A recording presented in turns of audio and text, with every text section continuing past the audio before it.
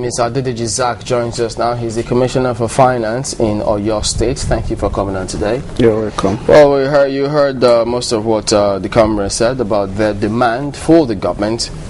What do you think about some of those figures? Good morning. Actually, I will start from where he started. And he said that they've signed the agreement. And I want to take it back to most of what he has said. And if you look at the state finances, when we came in April, the minimum wage for the minimum for the least worker in the state is 9,400, and then we increase it in compliance with minimum wage law to 18,000. In recent negotiation, it was increased also to 19,130 naira. That is the minimum wage for the least worker. Now, when you look at grade level 1, which is the first level, it has 15 steps. So when you average it, that's why you get the 10,000 that you were saying, and then which is more than 80% increase. And then if you want to go by minimum wage law, the law is clear. Nobody in the state must earn less than 18,000.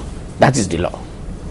Now, there is wage enhancement, there is salary increase and everything, which should come, possibly by negotiation or possibly by performance. Now, let me now take that to where the finances of the state is. Today, the average statutory allocation is 3.5. You have average internal revenue of around 1.1 every month. So you have roughly 4.5 billion. And the wage bill implementing the new scale or new table given to them, all the related costs is 4.1 billion, which is 92% of the all income. And then when you look at another, what I call productivity measure, which is what I call internal generated revenue cover, that is IGR coverage, is just 26%. Meaning that, let's say Abuja closes its high stores today. What happened is that we can either be able to pay 1 month out of 4 months, or 4 months in 1 year to our staff, or we can only pay 1 out of 4 workers in the same cadre.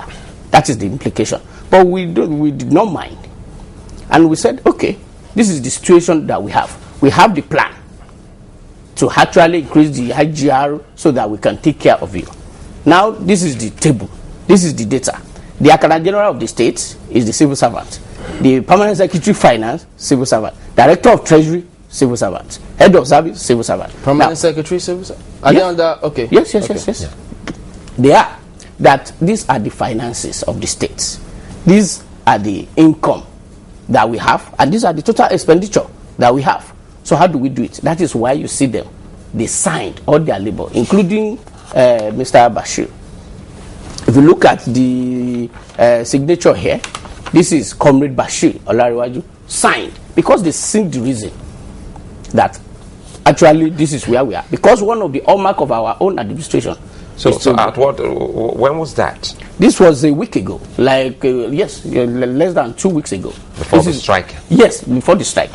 So, actually, let me explain this strike story. So, if he signed that, according to what is in that particular document, who now called the workers out on that is what we are strike? saying. That is what we are saying. And that is what we are saying. That the labor leader, the NLC, the negotiating team, after the explanation, they've seen the figure, they agreed.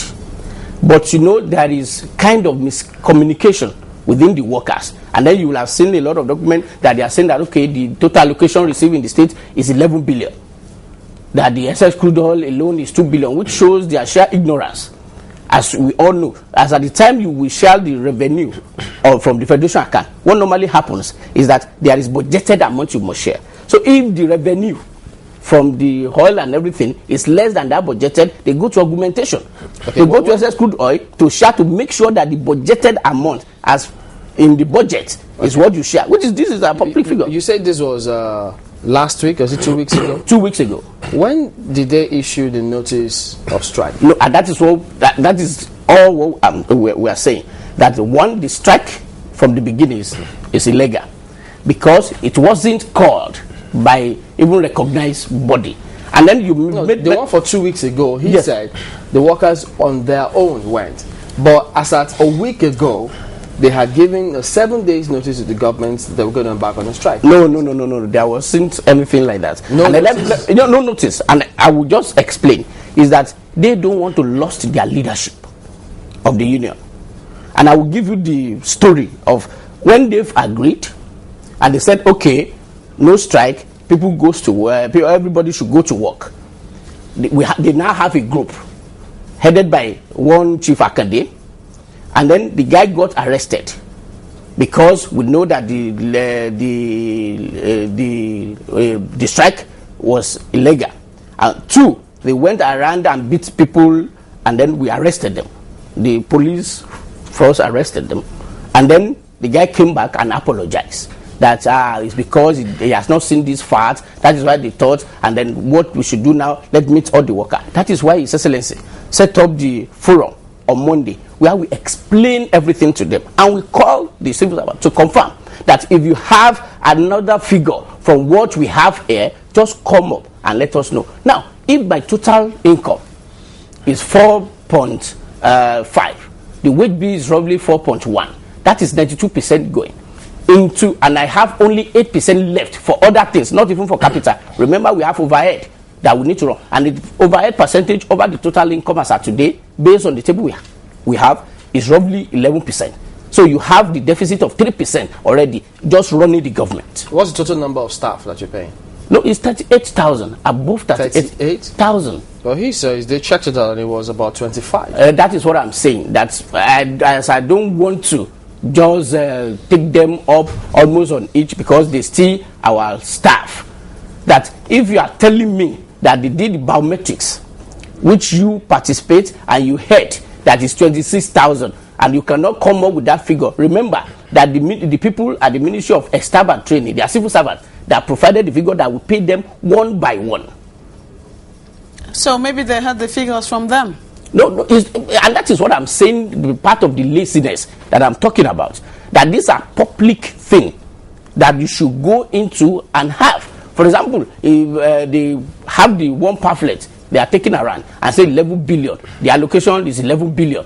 Where do we hear that? And it is only in quotes, in kind of type of their own labor union, that they will come to negotiation table or they come to public without having their facts. But have you?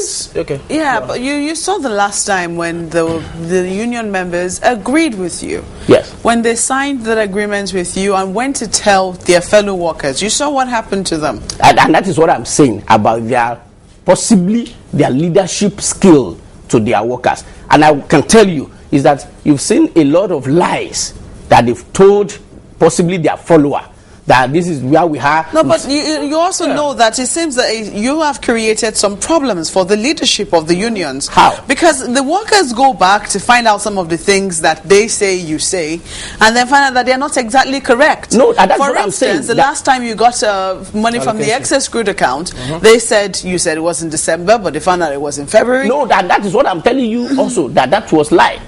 When was it? No. And let me explain, and just a way of educating them. What is excess crude oil account? You know, there is budgeted amounts in quantity and in price for crude oil, and this is what they put in budget, and that is what they decide to share. Now, any month where you have either up or low in this, whether in quantity or in price, you go to excess crude oil to augment it to make sure you meet the budgetary allocation. So the fact that you see withdrawal from excess crude oil, that does not mean you share excess crude oil for the state. They do it for augmentation. So they did not talk about the money itself. No. I'm just explaining. I understand the explanation, but I also have to get my point across that they're not talking about the money itself. They're saying the last time you said you got it was in December. When was the last time you received it? And that is what I'm saying. That's what I want to explain to you, that the 3.5 billion. Wait. To say it's not you got it in January, February, March. And that is what I'm saying, that when you have the movements in crude oil, that does not mean the crude oil account that we are talking about. For you to meet the statutory 3.5 billion that we've estimated that we are earning, it must come from there. Now, when you have the type of crude oil sharing that they are talking about, is that when all governor meet and say, okay, this month share so amount from SS crude oil account. When was the last time? That is in December. That's what we are saying. It's in December. Yes. Not in February. What happened in February then? And that is what we are saying. What happened in February is that the normal income, which is not only to your state, to anybody, to the federation, is less than the budgeted amount. So what happened is that you go for augmentation to meet the budgeted amount, and that one you move it from SS crude oil account to share for all the states to meet the budgeted amount. Not that I'm sharing SS crude oil as I would share it. And that's the explanation. Now, being the commissioner, how much comes to you monthly from the federal government? And that's what I'm saying. Actually, statutory, the average statutory is 3.5 billion. Statutory average. And then I have just wait. Yeah, the IGR is 1.1. So you have almost like 6 billion. No, it's less than 6 billion. When you have 3.5 and then you have 1.1, that is 4.5. Yes, and that is 4.5 billion every month. You will talk about that in a moment, but we understand that they pay these monies before. No, once. That's what he says. No, and then let me explain, which all of us here, we are not kids, we understand. The governorship election was in April. An outgoing government lost the election in April. And then they went ahead in May and said, okay, they are now want to implement the minimum wage. And then it just increased the minimum wage without any consideration across the board. Just whatever percentage it is to the minimum level, apply it across the board. And then when you look at the total effect of that money, is more than the total income that we have never paid. No, I will tell you at the point it was paid. You know, they've signed this. The outgoing governor has signed it. As at the time he signed the document, is still the governor, which means still the law as at that time. And then there is a problem, the strike and everything, threat of the strike, and there's a new government that's just come on board and say, okay, let's reach an agreement. Because this you expected, we will pay this and we will go back to negotiation table. And they all agree that, okay, let this be one-time item, which it was did. And that is the way it was done. And then they did it as one-time item, and then they entered into negotiation that resulted in signing this document. Can you honestly say that the Oyo State government has been transparent in instilling to the workers? I can tell you that because this is the hallmark of this administration. And if you know the caliber of those people that are running the government, we base it on information, on knowledge. This is an intellectual government. Yeah. Can we ask how many special advisors and commissioners you have in total? Yeah, we have roughly like 70. If you had commissioner to it, it's going to like 97.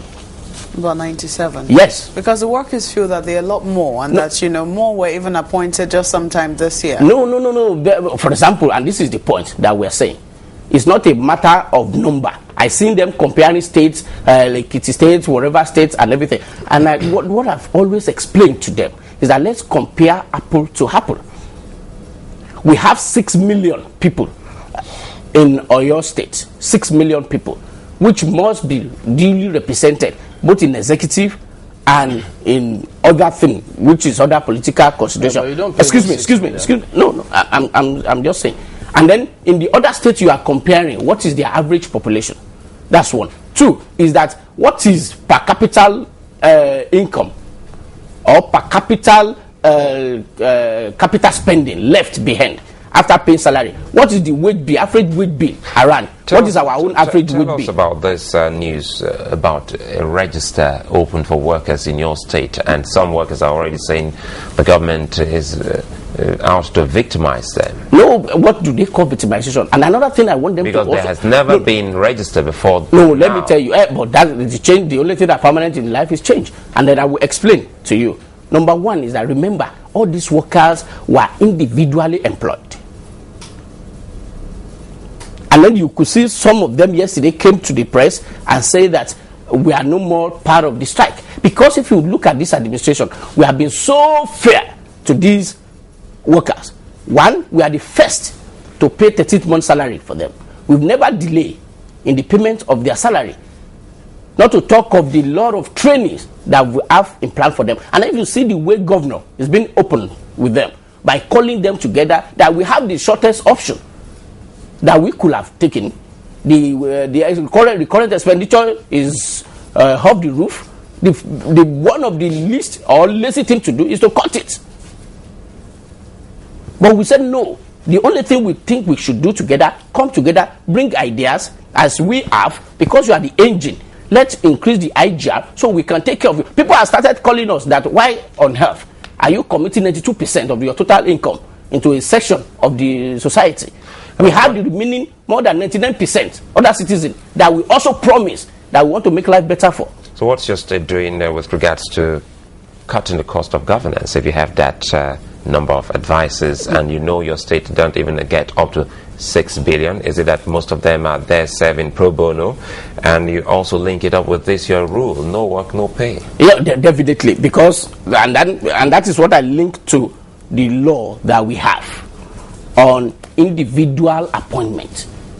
We don't issue the appointment letter to a group. We don't issue appointment letter to a union. And also, when it is fair that you are not at work and you want to get paid. That is very logical, because no one comes to get appointment through the unions. Everyone is appointed individually. Exactly. But they end up being members of the union. No. And that's what we are saying. The membership of union is voluntary. Are you out to kill the union in No, why do we? No. We are not killer, and we cannot kill the union. And like I said, just take and then I will is logical analysis. If the 92% of my total income is given to a section of the society that in quotes is less than 1% of society, and they are now saying that the remaining 8% left for me to do other things, I should put all on them. Shouldn't we be thinking of cutting the bogus advisors? Size of government. No. Even if I want to go into figure, when you talk about bogus advisor of the government, how much is their salary per month? Like 400,000? No. Aides don't earn 400,000. How much do they earn? When you see special advisor, most of them earn less than 300,000. No, but the worker says between 300,000 and 400,000. No. The commissioner, and that is what I'm saying about being lazy. Remember that the law related to the salaries is a known law that specifies. It's not at the discretion of the governor that says that, okay, this is what I want to pay my advisors. It's not at the discretion. How much does the president earn that a special advisor per month? But what exactly do they do? Must they be there to take the little that Oyo is even struggling to get? No. Remember, they are also part of the society. We are not only voted into power only by civil servants. Remember, and then look at the output that you are seeing from the public figure, the public information that is there. They cannot even harness and put in a logical argument. And then they want to drive the transformation agenda of the state.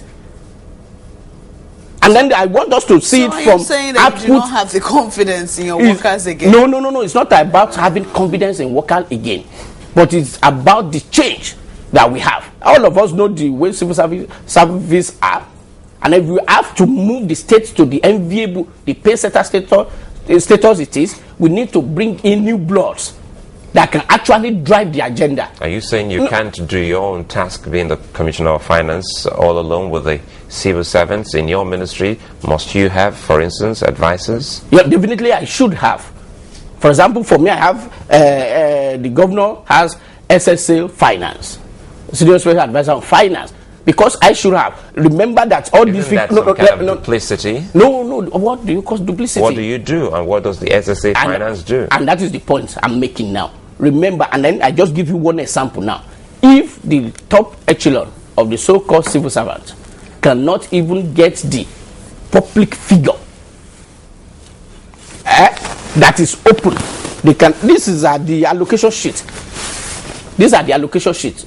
So what's the way forward? Because definitely the way forward is clear. You don't want to kill Oyo State. No, we will never kill Oyo State. So what's the way Remember forward? that everybody has voted for us, and then we own it as a duty to make sure we fulfill our promise to them also. So the worker is their section of the society, and then we have convinced beyond reasonable doubt that we have been fair to them by giving them 92% of this certain total income that we have today. So if the question now is that they are not satisfied with that, we now call all of you to help us appeal to them that they should come back to work and make do with what we have given to them, that we can move the state forward. But you're insisting on no work, no pay. Yeah, definitely. If they don't come to work, there will not be payments. And that is fair enough. Remember that they have one vote, and other members of society also have one vote. And we have many other promises that we need to fulfill also to other section of the society. And that's what we are saying, that if you call yourself a citizen or lover of your state, and you are not satisfied that 92% of the income is going to less than 1% of the total population, and the remaining 8% is going to only the remaining 99%. Just for information purpose, I mean, pardon me for butting in, did the government say at the time they were negotiating this at the government level, did they speak up at that time that they will not be able to pay this wage if approved? No. This one that we've approved have got 92%. We are not saying we are not paying, but their point is that they don't want. And that is what I'm saying. And then if you look at it, since April 2011 till now, with the minimum increase that we've done is 36%. We've had some that the salary has increased by 108%. Okay. So when is the government going to meet to them again? Because for example, for us, as far as government is concerned, even people have started calling us from outside, even the society, that why on earth will you even go to the extent of giving them 92% of your total income? And so, who are those people? Why should it matter to you that people are calling you from outside? No, they matter to us. Yes, they do. Those are your advisors, I guess. Yep. Those are the advisors. No, not the advisors. People we voted. You remember the in the states? Yeah, in the states, of course. No, not outside the states. In the states, we voted for them that you want to construct roads. You want to, for your information, we've awarded more than 199 roads. But you should convince them that you took that decision by yourself. Exactly. That is what we are saying. That the reason why we took the decision is that we want to take care of them because of the agenda that we have. These are the people we think should drive it, and they must be convertible. It must be convenient for them. But now that they are taking this from us, so the only advice we have for them is for them to come back to work. Let all of us put our brains together and move this. So you have no more offers? No, there can never be any offer above 92%. I'm telling you. Yes, I can tell you this confidently. There can never be offer above 92% of the total income. It is not. Nobody can even come and negotiate that with us. There can never be anything. So even if the workers say, we will not accept what the leaders tell us, no, you will not. And that is the point. And that is why we need to take them one by one. Okay. And then we now need to know what their interests are. If you are taking 92% and you are not saying you are not satisfied, now is it that we consider your suitability for the job? Because it means that if you cannot take that good decision for yourself, I doubt how you are going to take the good decision for I the hope state. this position doesn't change after 4 years. When you say for next election, because this kind of things always change when elections are approaching. I know, thank God I'm not a politician, I'm a technocrat. Possibly when we get to that place. You're speaking for the government. Yes, that's what I'm saying. Okay. That when you say the position will not change. So, and then in real sense, if you are committing 92% of your total income to a section of society, and they are still raising question, so it is for the public to know. Okay. And that know their system. The only thing, like I said, that they could have argued is that if by any means they've said that, okay, these are the ways we know you can use to pay this money, and you are not paying. If they have that IGR. Yes, if they have that way, and they come to us, and then we said no, then they will know. But I know the certain amount, and I'm giving you 92% of that amount, and you are saying no.